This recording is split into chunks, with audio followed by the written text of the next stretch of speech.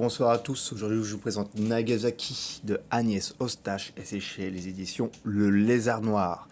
Donc, c'est d'après le livre d'Eric Feist, qui est le grand prix du roman de l'Académie française. Et cette histoire découle directement d'un fait divers au Japon qui a fait la une des journaux. Voilà. Donc, Le Lézard Noir qui d'habitude nous présente un panel de mangas qui parfois sont aussi underground, assez what the fuck, etc., comme le Vagabond de Tokyo par exemple, mais il y en a plein d'autres, et j'adore cette édition, et, ils font des trucs vraiment super. Cette fois-ci, au Nagasaki, donc peut-être parce que, juste parce que ça s'appelle Nagasaki, ça se passe au Japon, vous voyez que dedans, ça n'a rien à voir avec du manga, hein, rien du tout. Alors, je vais vous parler très rapidement du scénario parce que si je vous le raconte bien comme il faut, je vous fais un gros spoil et j'ai pas envie parce que vraiment ce livre mérite d'être lu.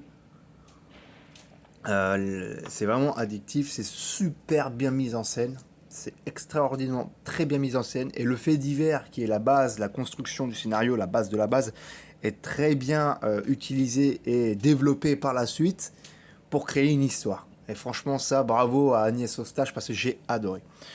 Donc, pour faire rapidement, dans les premières pages du. Non, c'est pages de couleur. Cette histoire est une histoire vraie.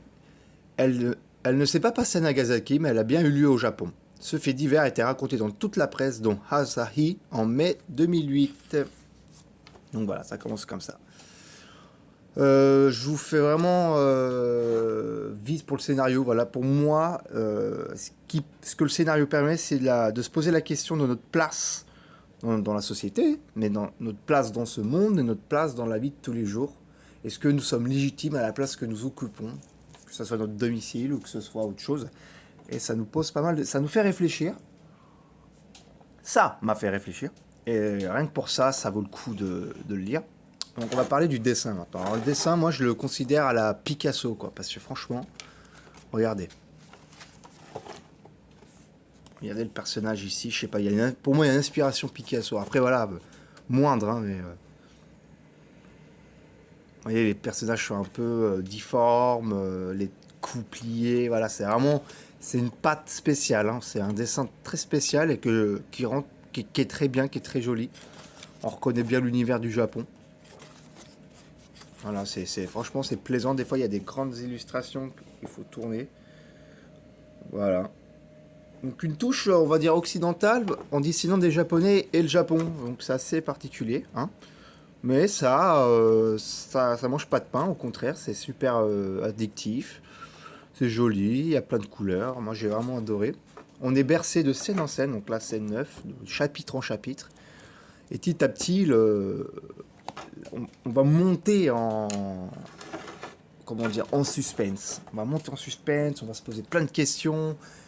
C'est vraiment très très bien. C'est un roman graphique, là on peut vraiment le dire roman graphique pour le coup et pas manga, de 196 pages.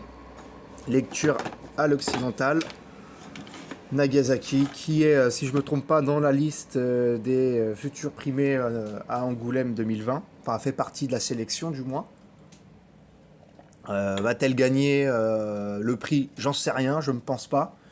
Bien que pourquoi pas, mais il y a tellement de bons auteurs qui sont dans cette liste. Mais enfin bon, ça, on pourra en parler dans une prochaine vidéo, pourquoi pas. Donc voilà, rapide vidéo, elle dure même pas 4 minutes, là je regarde le temps. Allez-y, si vous pouvez l'acheter, l'emprunter, en parler autour de vous. C'est vraiment une belle bande dessinée. Bravo à Agnès Eustache.